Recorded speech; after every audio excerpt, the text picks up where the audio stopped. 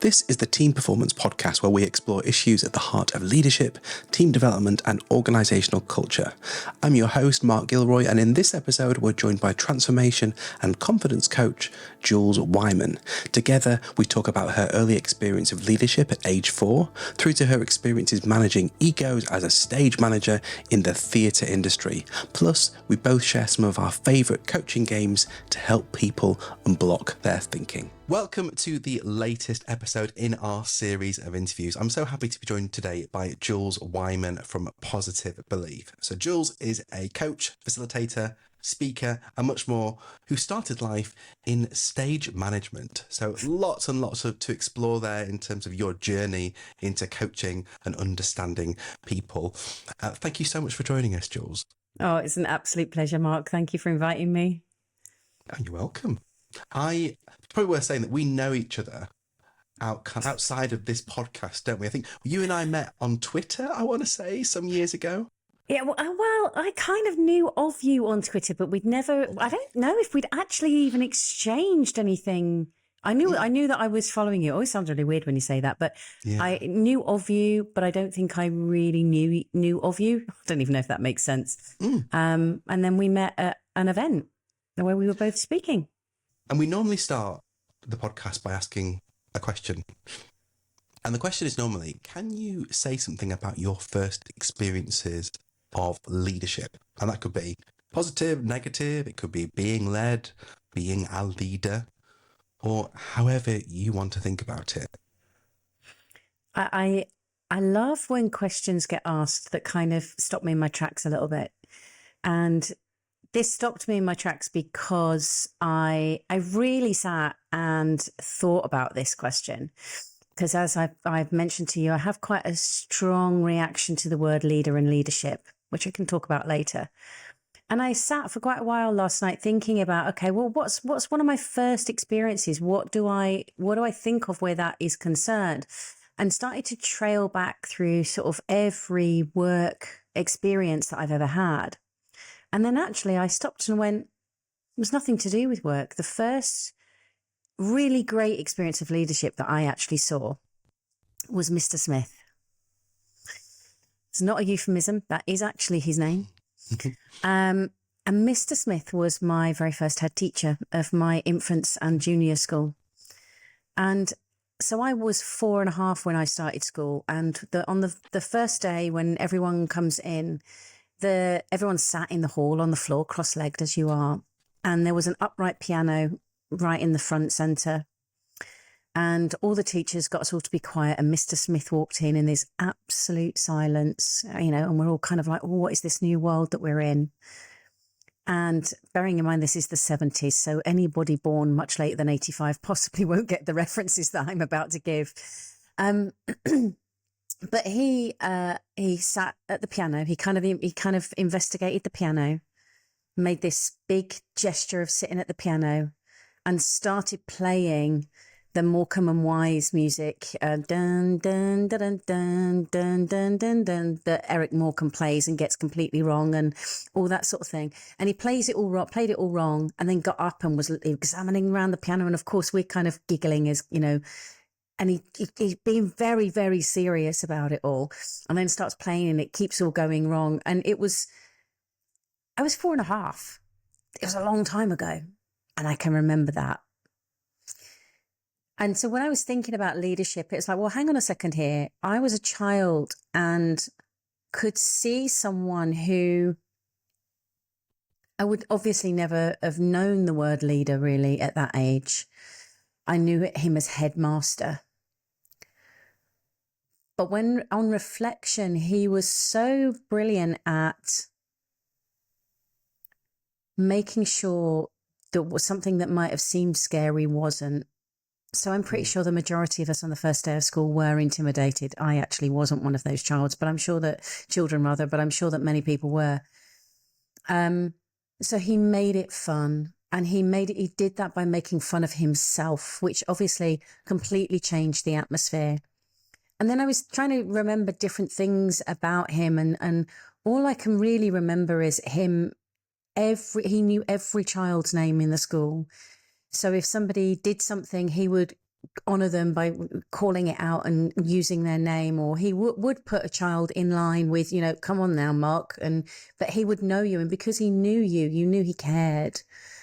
And I think that's so important. And I then started reflecting on other people that I've worked with. And he, not only did he show that he cared and made it fun, but he was, without me ever really thinking about it or knowing about it at the time, I knew I was in safe hands. I knew the school was in safe hands. I knew it was being steered. And again, I wouldn't have articulated it in that way. But so for me, that's my first experience. That's what I am I was very aware of. And then, as you mentioned, I used to work in theatre. I used to work in TV and theatre, and I could give you countless examples of poor leadership. But I don't know if I could retell those or regale any of those stories without swearing too much.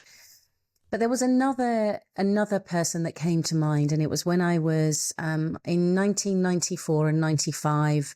I worked from April to October in both of the years. I did a season at Chichester Festival Theatre, and Chichester Festival Theatre has two theatres. It's the main theatre and then the Minerva Theatre, which is smaller. And there was working backstage, you've got assistant stage manager, deputy, then the stage manager, then the production manager, and then a company manager and an overarching production manager. And our overarching production manager was a man called Chris, who sadly isn't alive anymore. And again, he never was he wasn't a domineering character. He was quite a very slender built man, didn't really seem to say boo to a goose. But bearing in mind, he was in charge of numerous crew and numerous productions, and then having to interact with quite a lot of celebrities, which can mean egos and all that sort of thing. Mm-hmm. He was phenomenal. No one took advantage of him. No one, if Chris said something, you listened. But it wasn't done through force. It wasn't done through fear. It was done through conversation. It was done through, again, knowing that he had my back, knowing that we were a collaborative team, and considering how many of us, and we were all between the age of, backstage staff were all between 20 and 30, really. He had us all eaten out of the palm of his hand. Every one of us would have done anything that he asked us to do. And it was because he was genuine, because he cared, he made it fun. He was our guiding. So there were two people that as I thought about Mr. Smith, and then I started thinking, I only going to call him Mr. Smith because I don't know his first name. And then I started thinking about Chris, and I'm like, actually, from my perspective, there were a lot of very obvious similarities between their behavior and why they resonated with me. So, yeah, they would be the two people, really. Yeah, it's interesting, isn't it? How those golden threads that run across both of them are about caregiving and that feeling of being safe. Yeah. It's not often the sort of thing people talk about when it comes to leadership, but it's something I think everybody can empathize with, what that looks like, and also what it doesn't look like.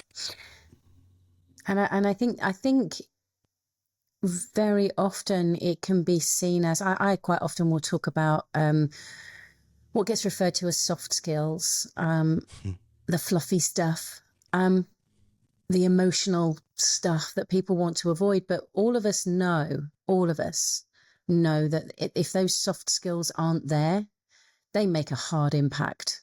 And I think that if we, caring for somebody doesn't mean placating them, doesn't mean, there, everything's going to be fine. I knew with both of those men that if I crossed a line, I would be hauled over the coals. But it kind of also, that also then provided the opportunity to make mistakes, because I knew that whilst I would have been hauled over the coals for it, I also would have been given a learning experience through it as well. It wouldn't always just have been about telling me off. And I think, to me, that's caring. That's showing up and sharing. So it becomes a collaborative experience rather than for me, one of the things where many of us, I think, when we hear the word leader or leadership, it's very much that I have to be the point at the front that is forging the way forward, rather than it being a collaborative process. But maybe, yeah, you have got the front end of it for a part of the time, but it doesn't always have to come down to you. You know, that unity and that collaboration. I keep getting these images of Chichester, and they were amazing times in my life. And just, I can see all of the crew, all of us dressed in our black, and just how much fun. And I'm sure that they were rough times. Don't get me wrong. I'm you know, not looking back at this with rose tinted glasses, but I've got this image of us all stood outside of stage door with Chris, who had bright ginger hair, and us all just laughing. And there was a big part of that. But the moment he was like, come on, let's go, everyone was, yep, and followed him. I think we probably would have followed him off the edge of a cliff if he'd have asked us to. I think the way you've described that there, the word that kind of came into my head was around this sort of HR buzzword of the current time, which is psychological safety, and kind of how I think a lot of psychological safety is really misunderstood by people thinking that emphasizing the safety part of that phrase and assuming that creating a psychologically safe environment is about necessarily making things a little bit bubble wrapped, where people aren't offended. Yeah, I was just going to say they're trying to be totally PC about everything. Yeah, and that part of that is kind of in the whole sort of post-woke cultural aspects. But I think there's a fundamental piece around psychological safety there, which is around, it's the freedom to make mistakes and use those mistakes as learning points. I think the way you described it was beautiful there. That is really what the essence of psychological safety is about. It's not about being completely 100% encased in a, cocoon, that nothing's going to hurt you, nothing's going to harm you, nothing's going to offend you, but actually creating an environment where learning's happening all the time. And it's okay to say something and know that it's not going to be taken in a way that wasn't intended. It's interesting as you're describing that. I'm now thinking of another person who was on the same level as Chris at Chichester, but in a completely different theatre. And as you're describing it, I'm like, yeah, he's the complete antithesis of everything like that. And that's why I didn't feel I was so I was so defensive when I was working under him. I probably did everything I possibly could to cover up any mistakes rather than own them. And interesting enough, I was older when I worked under the second guy. And whereas with Chris, I can remember there's a couple of things that were big things where I made mistakes when in shows, when the show was live. And I can remember talking them through with most directly with my stage manager, but then Chris had got involved because it was such a big thing. Never once did I probably did think, oh my God, I'm in trouble. But talking it through with both of them, it did become then that learning side of things. And it was like, okay, I'm uncomfortable that I've made a mistake. I'm nervous about their reaction and I'm okay. Whereas with this other person who's popped into my head, I was terrified of him, genuinely terrified of him. I didn't want to go into his office. I didn't want to speak to him. If he walked down a corridor, I would go into a different corridor. And yet he thought he was funny and he thought he was, I think he thought that everyone loved him. And I don't know. It's so interesting. I'd never even thought about that the contrast between the two of them, even like the image I was describing of us all outside at Chichester as a crew laughing together. The other one is all scattered. If he came into the green room, people would get up and leave because they never knew quite where he was going to be. And he was one of these people, he could be so lovely and then snap, that would be it. And it was so, his feedback was never helpful. It was just what you're doing wrong. And I've come across people like that in both in a leadership role and also being led by people like that. It's exactly the sort of thing we try and work with at PCS, actually, because we kind of work with what we refer to as climate, which is a kind of like a subset of culture. So if culture is like the weather, climate for a team would more be like, how does each person within that little country or that little coastal area, for example, experience the weather? And yeah, when someone like that walks in a room, the forecast changes for the rest of the day. Yeah. And sometimes people like that leave a kind of emotional wake behind them, which lasts for longer than they were in the room. It's really weird. It takes a team or an individual quite a long time to recover from that if they've been around that sort of person. I was very lucky because my stage manager, who had brought me from another theatre with her, we were both working at a different theatre, and then she moved to this one and then brought me with her. And I was very lucky because she kind of became a buffer between, because she knew she was the kind of person, she really doesn't give any Fs about anybody. And I don't mean that in a bad way. She will call something out. She's like, well, fine, if you're going to sack me, sack me. I don't care. She's that kind of person. And so I think all of us were really lucky that she felt the same thing about him. And so she would call him out on stuff in front of people as well, if it meant that, if he'd done the same thing. So I feel very privileged that she was good at that. I knew I could rely on her. So it's interesting that you picked the example of a head teacher, because as you were talking about Mr. Smith, my secondary school head teacher came to my head. He was called Mr. Moore. He was an ex-miner. And in a similar way to your other example, this was someone who thought they commanded a lot of respect, but actually what the culture that they created in the school was fear. Everyone was really, really afraid of them. It was really old school, this, considering it was kind of like late 80s, early 90s, would be going back to. He used to wear like a big kind of robe, like a Hogwarts professor.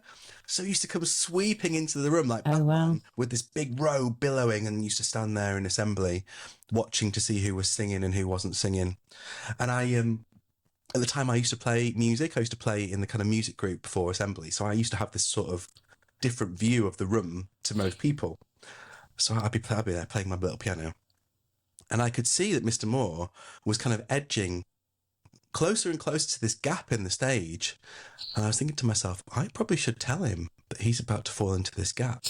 But I was a bit afraid to, because he was full flow. He was doing some sort of gospel style, reading. I thought, I can't interrupt him because I'm going to get told off here. But I could see there was this sort of conflict in my head going, something really bad's about to happen here and I need to stop it, but I can't stop it. Surely someone else is going to stop it. There were other teachers in the room. They must have seen it about to happen, but no one did it. And sure enough, a couple of minutes later, one of his legs disappeared into the stage. So he kind of went half into the stage, half out. And what happened next was kind of fascinating, because rather than all the teachers rushing to help, what they did was to look up. All the teachers kind of like started scanning the room to see who was laughing, because it was inherently so funny what had happened. This guy kind of had just sort of half fallen into the stage halfway through reading the gospel reading, and I could see from where I was sitting, everybody was trying their absolute hardest not to burst out laughing. And what happened next? So no one got up to help this guy. He sort of pulled himself out the stage, mumbled something, and then disappeared in a kind of flurry of cloak out of the room. And then one of the other teachers just stepped in and carried on like it had never happened. And it was never spoken of again. That's hilarious. Crikey. And I think this is why I have a hesitation around, or why I twitch at the word leader when it's referred to as me, because I don't remember a time of not being accused of being bossy ever since I can remember as a kid. I'm talking mainly in the familial home. And I think that if I'd have had somebody I never had anyone really in my life that, and until much later, until I got into the world of coaching, actually, to have someone to help me refine that. Because most theatres, most showbiz does not have HR, does not have L&D. There is no such thing. In the 10 years that I worked in theatre, I had 1 hour on stress management. That's the only, I didn't even have training on the skill of what I was doing, let alone any skill of how to work with each other. And bearing in mind, I mean, when I think about it, actually, at 20 years of age, I'm in a room having to look after extremely well-known TV celebrities. I've got no managerial skills. I'm pretty much fresh out of drama school. I've never been taught how to communicate with people. I've never been taught how to manage different personalities and egos, or never even been given a glimmer of understanding that that's even viable. And here I am at 20 years old, plonked into this world. So I think I used to get really upset, defensive, aggressive, annoyed at anyone who even intimated that I was bossy. And a lot of the time, I think there was an edge, if we stick with the word bossy, I think there was an edge of being bossy because it gave me the perception of control. And I think I was such a scared person that that's what I was craving for. So I think there was an element of that. And I also think there's an element of that I'm not trying to take over a group, or I'm not trying to I don't want to be a leader, but I tend to be the most comfortable person in the room to go, well, what about this? Or have you thought about that? Or let's ask this, which then means people tend to go, well, she'll speak up, make her the leader of the group, or which I was always uncomfortable with. But so I think there's been this weird dichotomy. And I think if there'd been somebody, especially at some point in my 20s, who'd given me some, rather than don't be so bossy, that's not helpful feedback, or have more confidence, not helpful feedback, actually given me the opportunity to round some of those edges off, or given me a bit more of a direct. I mean, no one ever taught me how to speak to somebody who is of a high caliber that some of the people were that I was working with. No one. I've genuinely not thought about that until this moment. No one ever said, look, apart from when I did work with, I don't know whether I should mention her name, a certain TV celebrity. If I do that, you might work it out. I was given some very strong guidance of what to do and what not to do around her, because she's a very interesting character, let's put it that way. Yeah, you certainly wouldn't want to be the weakest link in that room, would you? No, absolutely not. Absolutely not. You got it. But other than that, that was the only bit of advice I ever got. So it's really interesting because whilst I think it's rare that there was no guidance, but I think that's part of the nature of the beast, because there is no HR, there is no L&D process. I think only surmising from the conversations that I have with clients is that I don't think it's as rare as I maybe think it is, because I think a lot of people get put into, even regardless of what industry you start out at, how many people were really taught the art of conversation, the art of listening at school? It's actually quite a small percentage. So, yeah. So what was your approach with those people then? If you had no training and you were just suddenly put in a room with an ego to manage, or somebody who was really quite famous, how did you approach that? So I will talk about that. I will name this person because he's not alive anymore. And of course, his surname has gone out of my head. Peter Bowles, To the Manor Born, is what most people knew him for. And my very first show, this was at Chichester, I did Pygmalion, and he played Professor Higgins. And the rest of the crew, the rest of the cast, there were like 6 or 7 that were Felicity Kendall, very, very famous people. especially from, I mean, my dad was like, oh my God, you're getting to work with her. He was so excited. And he wasn't a pleasant person to work with at all. So, for example, but I think to a certain degree, someone somewhere along the line said to me, and I think it might have been my deputy stage manager in that very first thing, Karen, that she said to me, look, at the end of the day, most actors are like children. So just treat them in that way, not patronizingly, but just be aware that they suddenly can't open a door. And obviously this is before smartphones as well. So where's the nearest M&S? How do I order a taxi? I need to see a doctor. It's like, where did all your brain cells go? And I'm talking about people that were more than double my age. So I think she'd planted that seed. And I remember there was a couple of instances where I just thought, I'm not going to be treated as badly as I saw him treat some other people. And I went into the rehearsal room one day, and somebody had said, one of the cast had asked me whether I could go and get them a newspaper. And I was like, absolutely, no problem. Newsagent was just over the road. So I did what I would have done in any situation, which is ask the whole room, does anyone want anything from the shop? I'm going to the shop for this person. Does anyone want anything? That's kind of what I would do. So got my pen and paper out. I'm writing out what people want, taking their money, and went up to Peter and said, I'm going to the shop. Would you like anything? And he said, yes, I'd like this and I'd like this. And then turned his back on me. And I went, wait, money? And just stuck my hand out. And he looked at me and went, don't worry about it. And turned away from me again. And I tapped him again. And I went, you earn way more money than I do. Money, please. Now, he thought that was funny because I was kind of being cheeky and rude. I was being naive and just going, no, these are just the facts. So it wasn't great behavior on my part, but with him, it actually worked because I think that he'd been used to people kind of kowtowing to him. So it weirdly ingratiated me to him.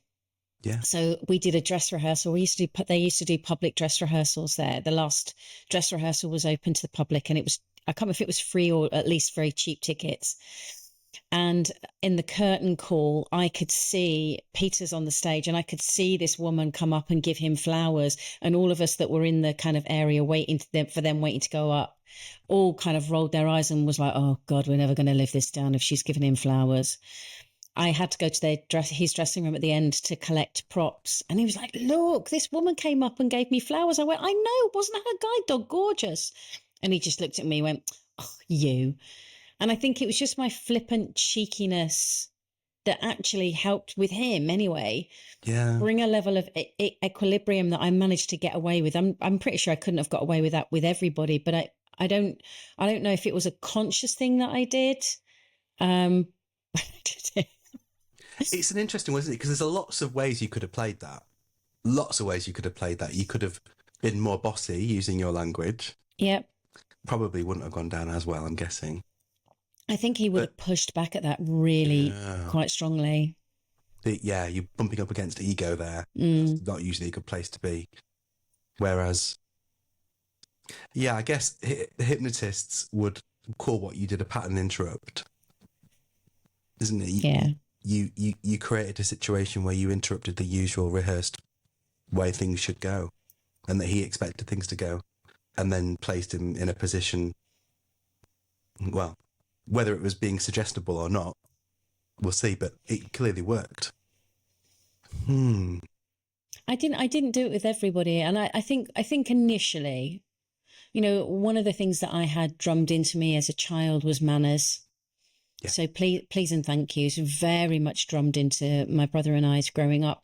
So I think I went into pretty much every situation with that being at the forefront. And when I was working at the BBC, I got to meet some very big celebrities there. And I was at the lowest of the low position. So I wasn't really expecting any of them to talk to me, quite honestly. I genuinely thought I would be giving them information. They would follow the information and that would be it, because they had no reason to engage with me.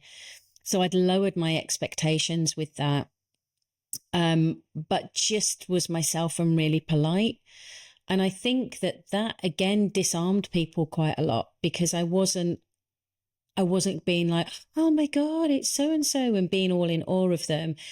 but equally I wasn't being dismissive of them. I was being respectful of them. And so if one of them would be, well, such and such is meant to be in my dressing room and it's not, like, well, let me check your rider and we'll see, and we'll sort it out as soon as possible. And, or I remember meeting one of them and taking them to his dressing room, and I said, we haven't set up the dressing room yet. There's more stuff on your rider.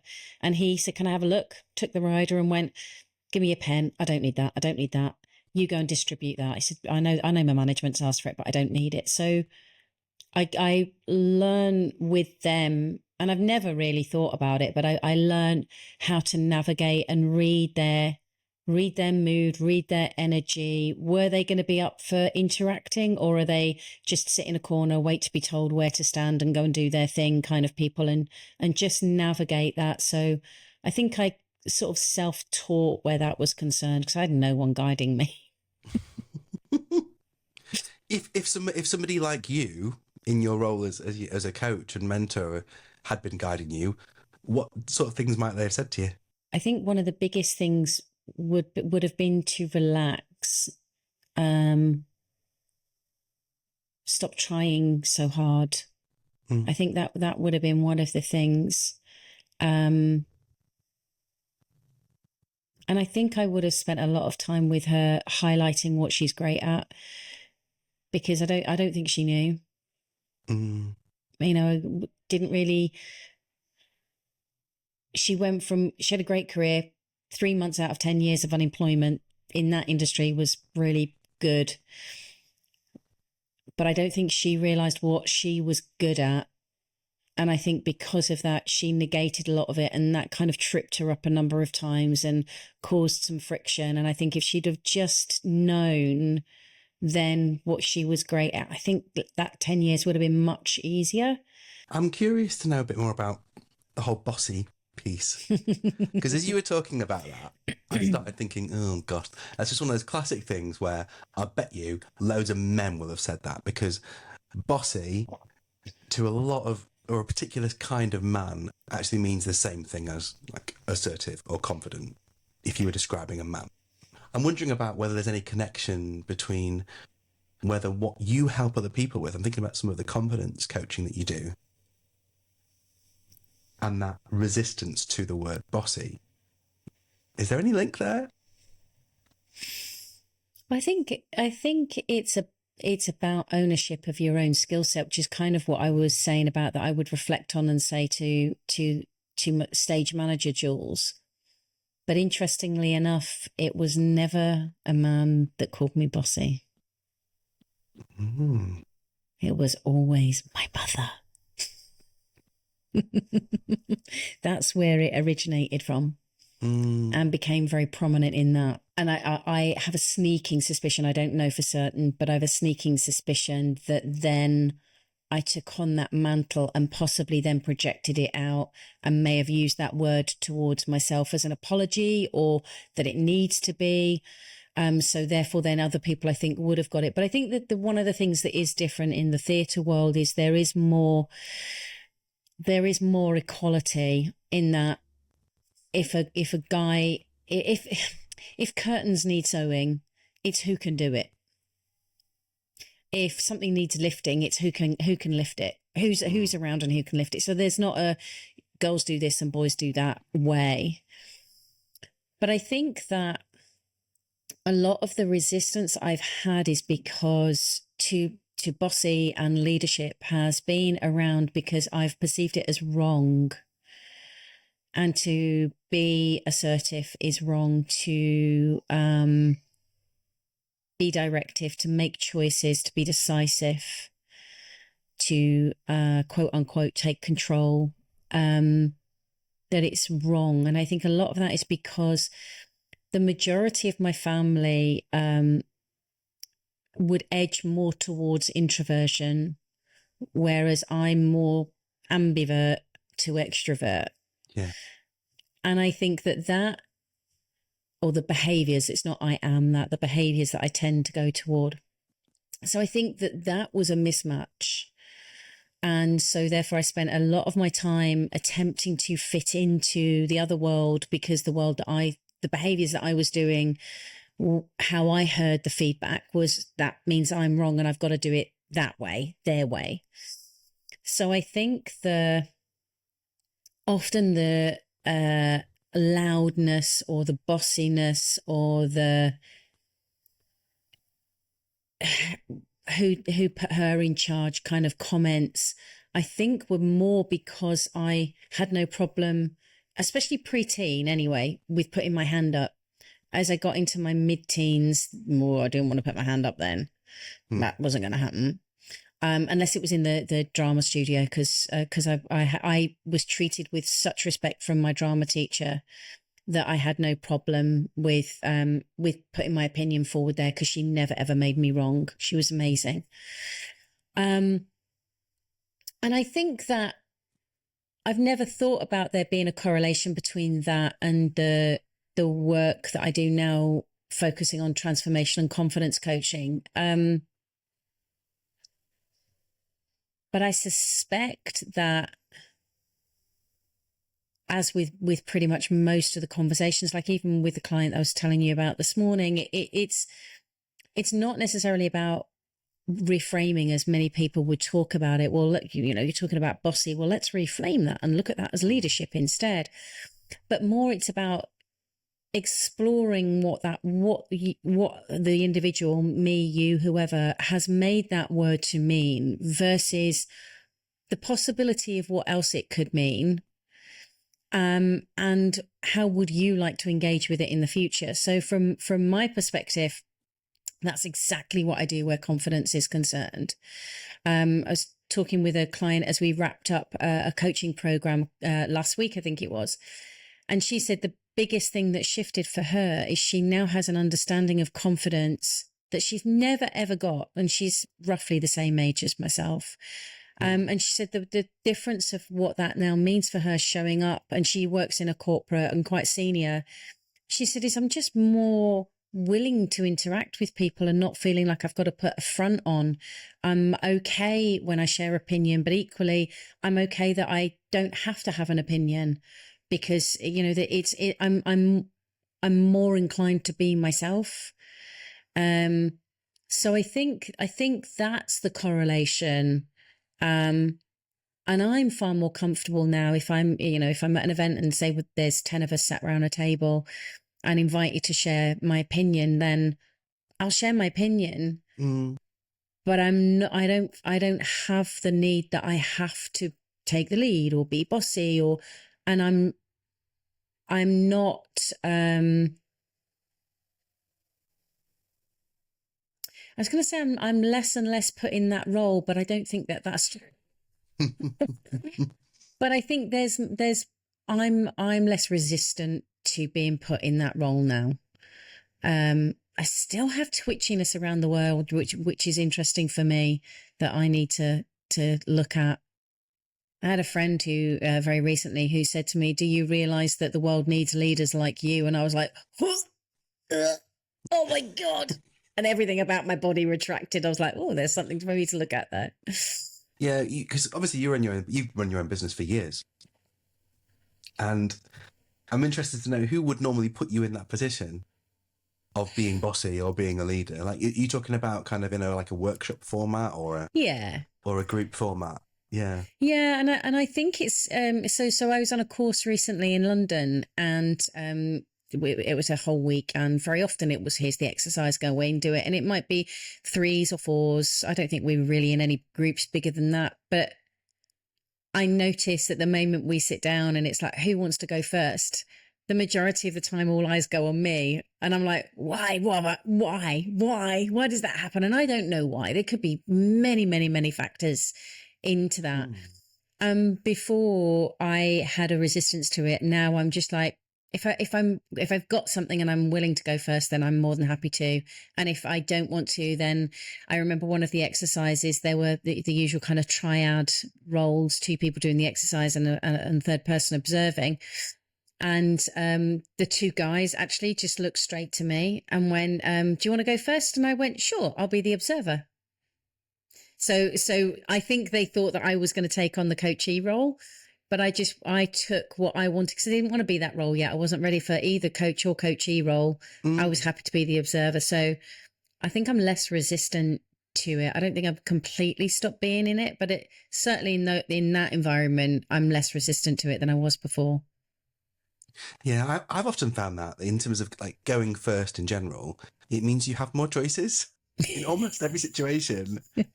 Even if that choice is, I'm just going to sit this one out now. Yeah, totally. Might as well go first. And then you've got more choice. You don't get the whole creeping death. Oh, God, it's coming to me. It's going to be me next. I've got nothing to say. Everyone else has said it already. But that does require you pulling on something inside and going, right, here it comes. I'm gonna say something or do something or act in some way. Which is where the confidence, I guess, comes from. It's about finding that place. I think some of that is around checking, well, what is it that's genuinely what's stopping me? What is the insecurity, the fear, the worry, the concern, the what is the thinking that's taken charge and coming to the forefront there, that's potentially blocking me from being able to share a viewpoint, an opinion. And I think so often it's like people say they've got a fear of public speaking. No, you haven't got a fear of public speaking. You've got a fear of being judged for whatever it is that you're about to say. That's what's tripping you up. And a lot of people don't realize how much pressure they put on themselves. I have to get it right. I have to be perfect. I can't trip up. What if I swear? What if I forget what I'm going to say? There's so many things like that I've worked on that for numerous years, and I am less concerned with that now, and I'm more than happy to not know what I'm going to say. And if I have a viewpoint, share it. And if not, that's okay too. It's something that anyone could take away. I think that it is that very often that worst case scenario that your mind tells you might happen really isn't anywhere close to what could happen. Yeah, very much. It's easy to be seduced by that thinking. Oh, isn't it? It's weird, isn't it? The sort of mind plays those weird tricks in you.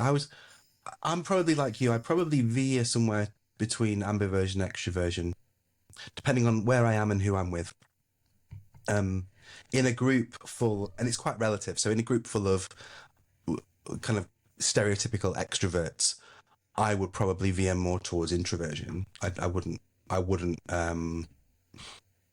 meet that energy. I'd probably kind of go a bit more in. Whereas I think in other groups and in certain other situations, a lot of people might mistake me as a very strong extrovert. Whereas that's probably not my natural state.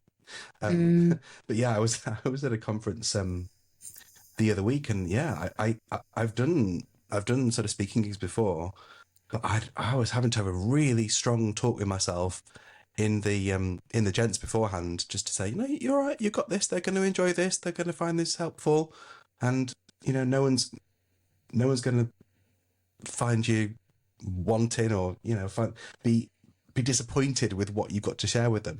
But I've been working on this for quite a long time, but I still had that narrative of, but what if this happens? What if people laugh? Do you not find it funny that it's interesting that the what if always goes into the danger, the everything's going to go wrong. So I play a game. It's one of my favorite games, and there is a very funny story with this. So my game is the what if game, which is my thinking is allowed to go down the what if everything goes wrong route, but it has to counteract it with, well, what if everything goes right route. So you have to play both. You can't just listen to one.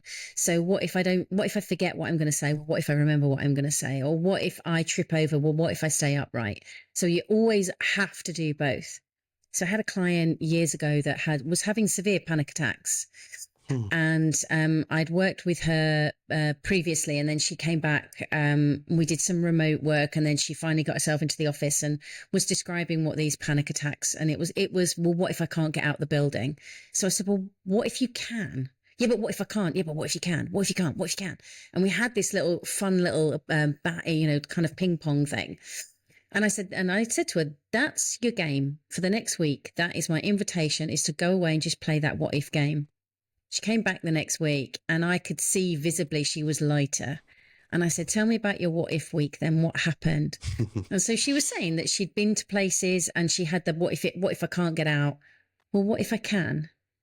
Well, what if the door's locked? Well, what if it's open? And so she'd go through it. She said, and what she noticed was it just got to this really calm place of neutrality. It wasn't high or low. It was just calm place of neutrality, which meant she was able to do things, which was awesome.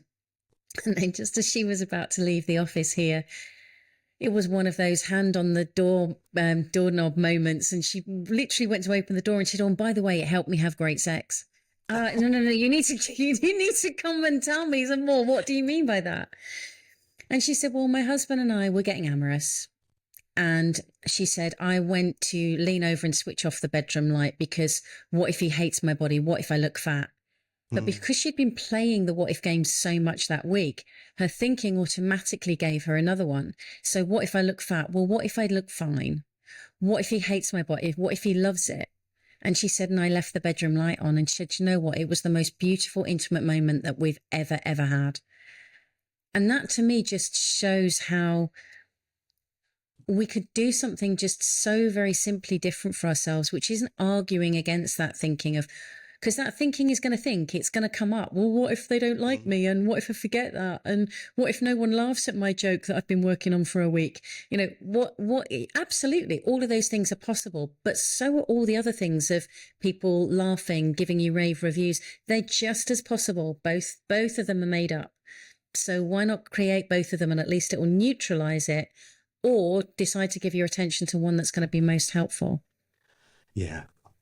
Yeah, it's about playing with it, isn't it? I love that example. And as we're sharing, I've got a similar but slightly different way of looking at that, which I've played with people, which is about really taking it and running with it. So often, if someone's got a challenge like that, I might say, okay, what's the worst thing that could happen, and go for it. Go for the most extreme worst case scenario here.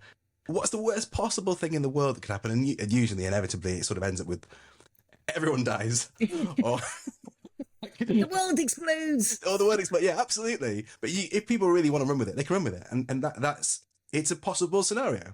We have to work with that and hold it in our hands. And then on the other side, what's the best possible thing that could happen in ever, and run with that as far as you can with that example. And then after finding that place and holding it in your hand, thinking about, well, what's the most likely thing that's going to happen? And because our minds love to work with those relative terms, and once you've got those two binary points to work with, you have to settle in the middle, right, with something that probably is the most likely thing to happen, which is not going to be everyone dies, or you sail off into the sunset with unicorn wings, but it's something that unicorns don't have wings, Mark. Mine do, in my best case scenario. I do exactly the same thing with my clients as well, the worst case and best case scenario game. And you're absolutely right. It's pinpointing those extremes, I think, is such a helpful thing to do. And we so avoid doing it rather than actually, well, no, let's do it. Let's go to that nth degree and then see where we're at there on both ends of the scale. And as you say, then happily settle in the middle with, or it may not be immediately in the middle, but at least then we've got a spectrum to be working with. Absolutely.